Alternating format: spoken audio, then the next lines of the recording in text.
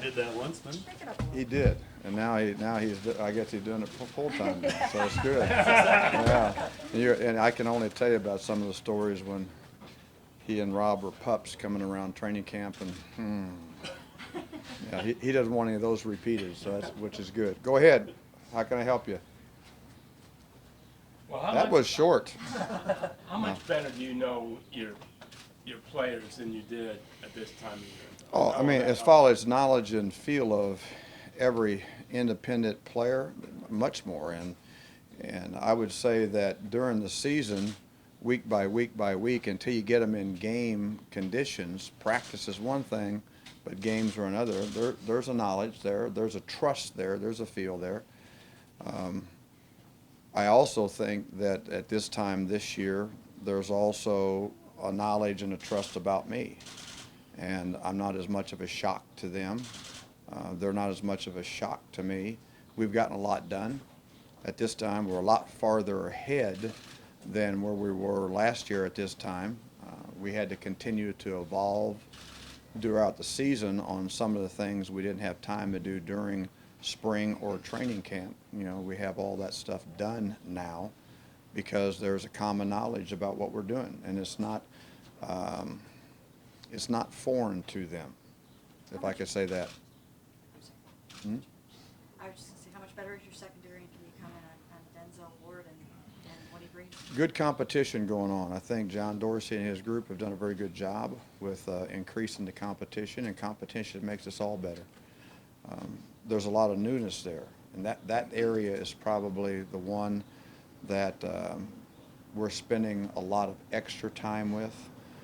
They have voluntary time, and those guys can come in and be with the coaches anytime they want, above and beyond any other day that they want. And a lot of those guys have done that, and that's a testament to them about wanting to be good, wanting to understand. I do think the competition will be really good in camp once we are able to play, you know, more physical in camp. You know, we're out of the more of the shorts type things that's going on, but it's a fun group. You had two linebackers last year who played every snap. One went to the Pro Bowl, and then you also have Jamie Collins, who's we don't know about what he brings. Where does Kendricks fit in?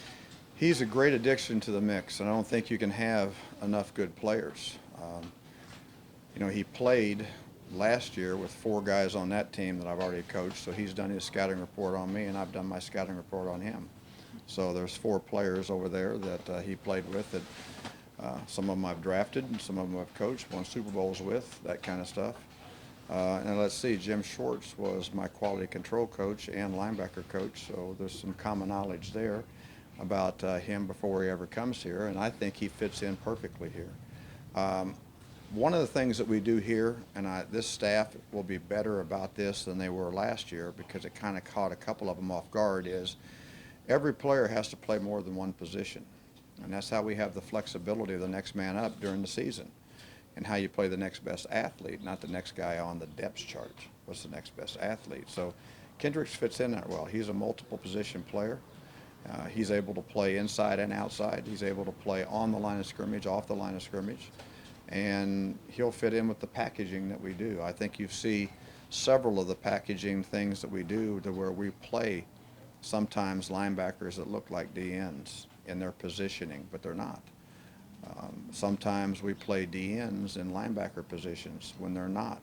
He fits in well, and he's a very competitive, passionate, hard-nosed player that is kind of the circle of life. I wanted to draft him when he was coming out, but we didn't fit, or we didn't get him picked soon enough at the other place I was at. So this is going to be fun to get a chance to coach him this time around.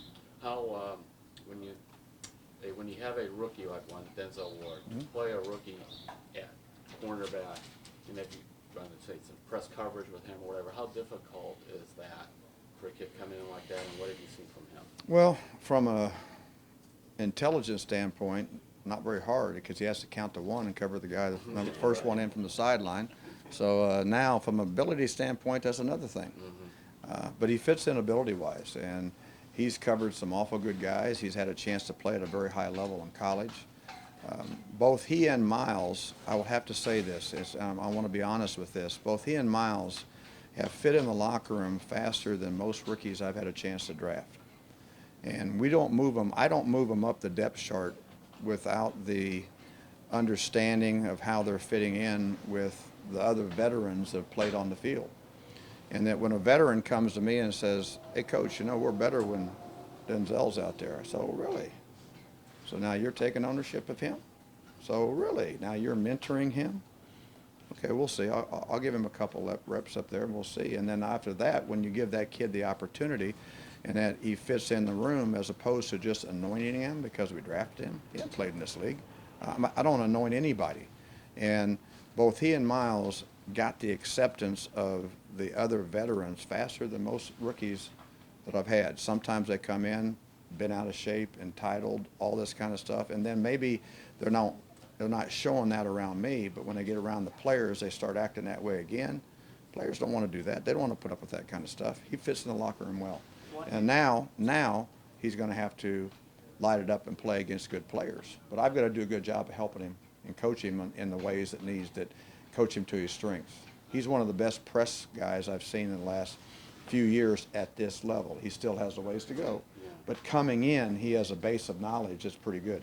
What were your pre-draft thoughts about him vis-a-vis Chubb, and what did having Ogba coming back mean? Ogba is, again, I'm so excited to see how well he's doing out here this year. He is night and day more relaxed and doing things more instinctive, not overthinking, not being afraid of making a mistake than he was last year, because we all of a sudden moved him into a different position last year than he had played before in the old regime.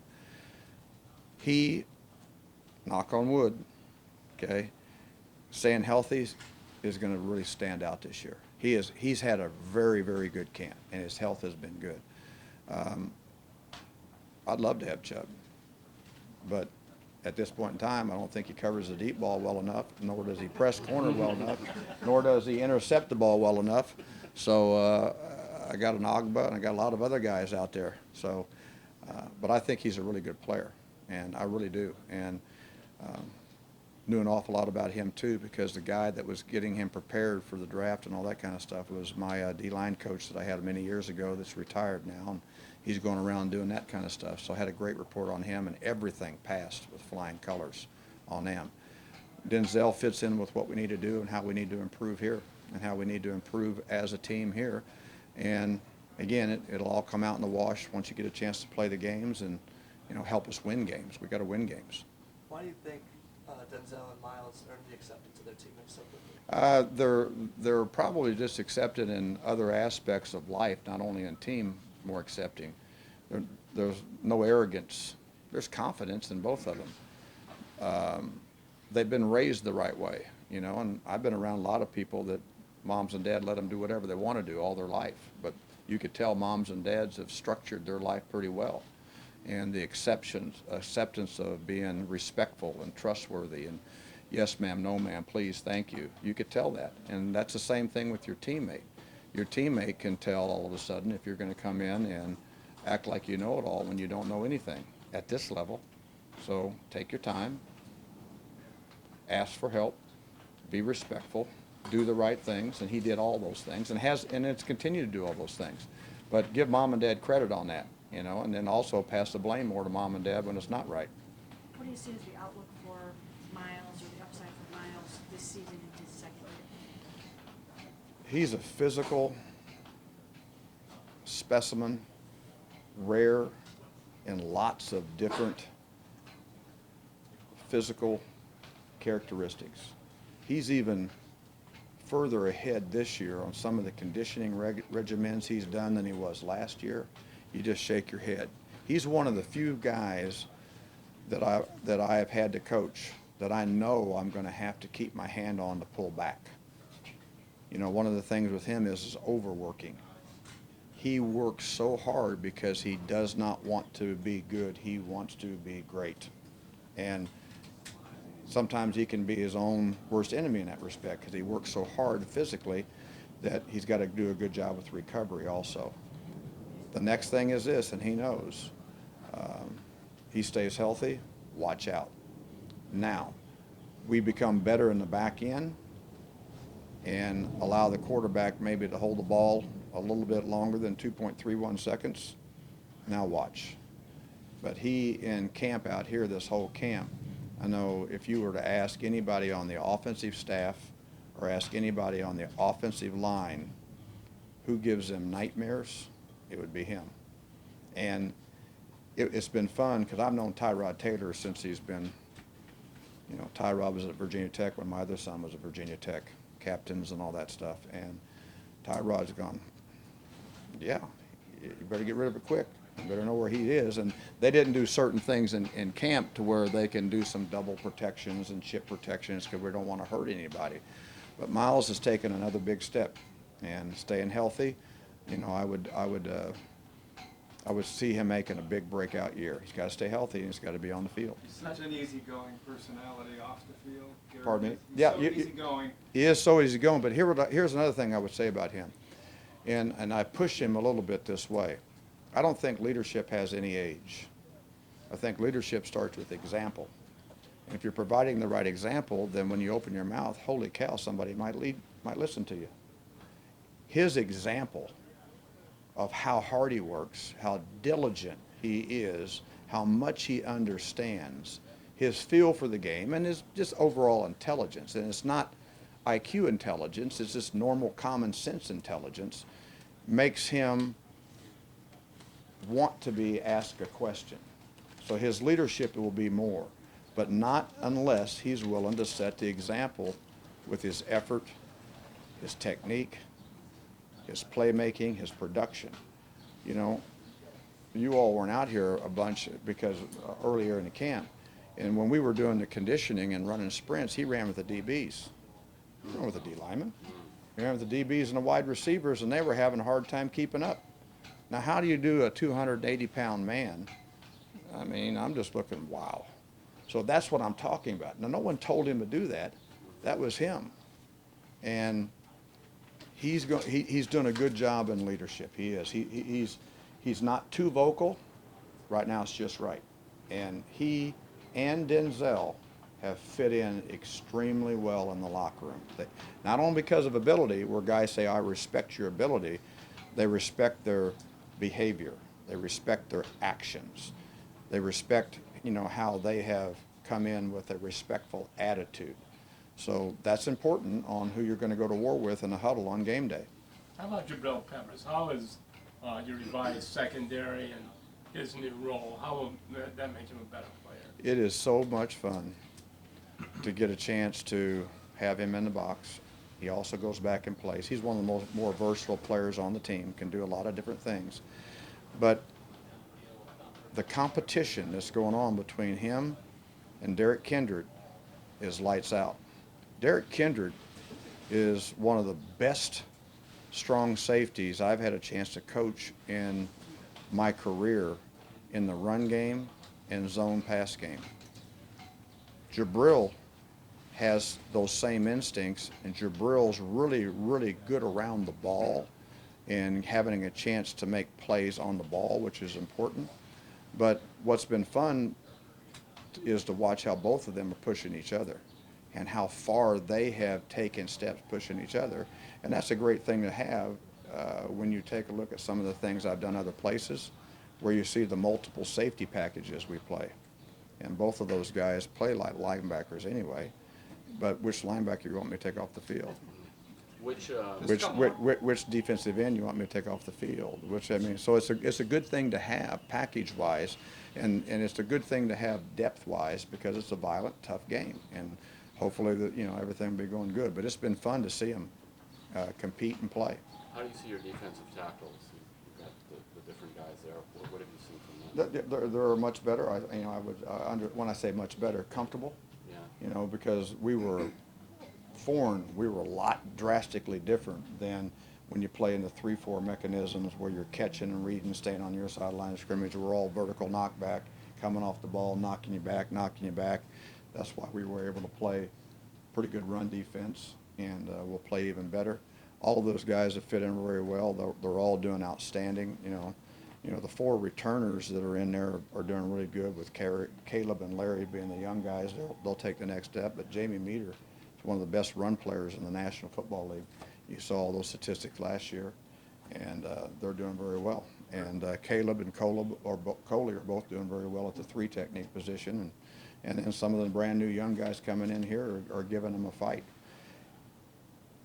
When you're in no pads right now, they've done a very good job competing and doing their job in no pads, but the real test for them is when they put the pads on. Greg, when the Browns chose Denzel Ward 4, there had to be a conversation about him versus Chubb. How did you contribute to that discussion? I did. I talked about that when you were talking about something else a while ago, so you Okay, can ask these guys, yeah. Emmanuel and Myles have spoken about the bond they've formed over the past few years. How do you see them rubbing off? Say it on- again. Emmanuel and Myles have spoken over the bond they've formed over the past 2 years. How do you see them rubbing off on each other? I think they both are competitive dudes, and I think they both help each other, and they talk behind the scenes about a feel for things. I think that this coaching staff is one where the players are comfortable or asking coaches about the feel of things, because Clyde Simmons has got a lot more sacks than they've ever had, and hopefully they can compete, up there with Clyde before, Clyde played 15 years in this league. So, but they do talk, and I see them experiencing things from a feel perspective to where, why did you do that? How did you do that? And Clyde can do all that anyway, and I've been able to do that for a long time too. But I do see them sharing ideas more, and that's a comfort level that takes a while to earn.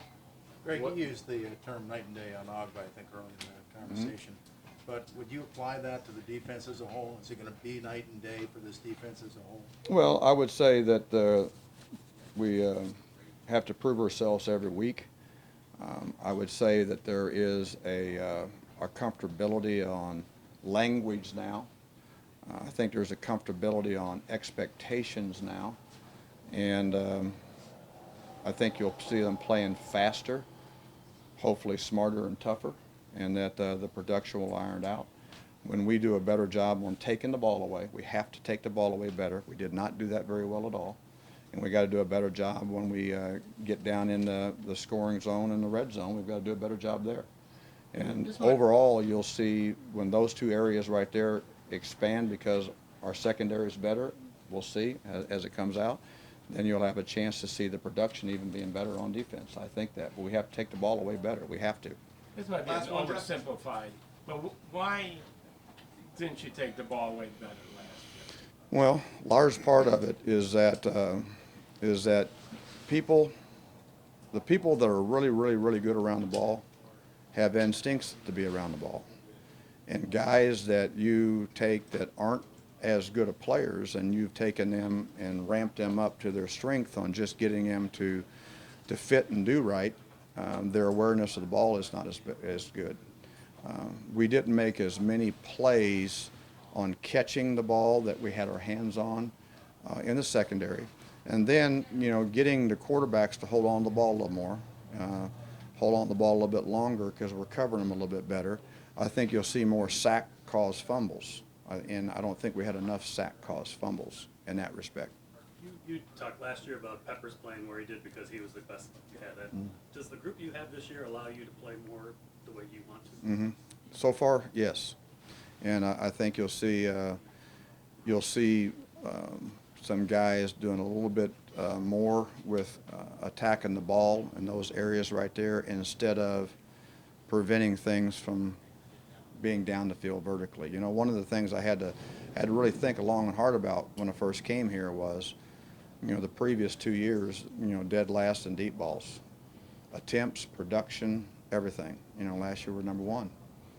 And so why? Attempts, production, everything is that we discourage people from attempting to do that. Now we got to make plays when they do it, and that'll be the next step for us to do. It's one thing to have all these Last one? new faces added to your defense, but on the offensive side, a lot of playmakers were also brought in. How much better is that going to make your defense I think it makes us both, and that's the one thing about Coach Jackson that allows us to compete in practice. And I've been places where, you want to make it a walk-through practice that nobody's getting any better. We compete in practice. We help them, they help us. And it's been very competitive for this learning curve of offensively having to learn something new, you know. Defensively, we didn't have to learn many things new, but the competition was there, and I think the respect was there. From some of these guys that came in here, they're pretty good players. And, you know, I think offensively took some great steps in some of the guys that are here. And then all of a sudden, some of those guys that have done very well at the place offensively have all of a sudden got their eyes open that it's not just a push around on the defensive side of the ball either. And they've made each other very welcome, and you see them getting along with each other in the locker room because they have a respect for each other playing. Now, they'll compete out here, and they'll talk noise back and forth out here, but that's what you want if they won't do it. You know, here was something, I don't know if you were, it was an open practice the other day, but we had an interception down here low in the red zone. And there's been times I've been, and all of a sudden the offense is just going to let us run with the ball. Quarterback went out and wanted to smack. Now, we had the quarterback within 8 to 10 yards show that he could put his hat on Buddy Calhoun, that you're not going to go that far, young man. That got the respect of the defense that the quarterback wasn't going to let us take the ball down the field and swag. We got the ball, but he ain't going to let us score. That's the competition that helps teams grow, okay, because there's a team attitude. Tyrod's got that now. I would tell you that, and I've known that for a long time about him, and there's some other really good guys over there too. But they give you just a lot to follow up on a lot. Like you say, you've known Tyrod since what, college? Mm-hmm. What does he bring to this team?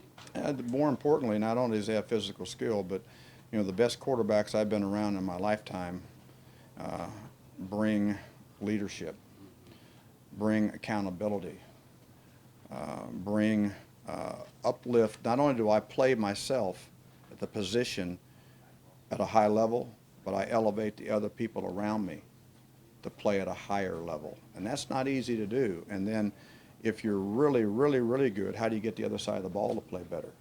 How do you get the special teams to play better? And some of the really top quarterbacks I've been around are up and down the sideline elevating everybody's play. And that's from a leadership standpoint. Tyrod's got that now. I mean, he's done that more than once in his life. And it didn't take long for the guys out here to respect that. Okay, just one more, I'm sorry, just one more. When you said you were number 1 on the deep ball, but 31st in points allowed. Now, some of those were interceptions, I know, thrown by Deshaun Kaiser. But so why 31st in points allowed if you're number 1? We weren't, you know, a 2-yard touchdown is different than a 75-yard touchdown. A 5-yard touchdown is different than a 14-yard touchdown. This all has to do with the depth and the length of the play. We have to do a better job down in the red zone. We have to do a better job on defending the goal line. We have to do a better job of that. And there's been places where I've been who's been outstanding. That's the next step for these guys this year here for us to be up there at the very top. We've got to do a better job of that.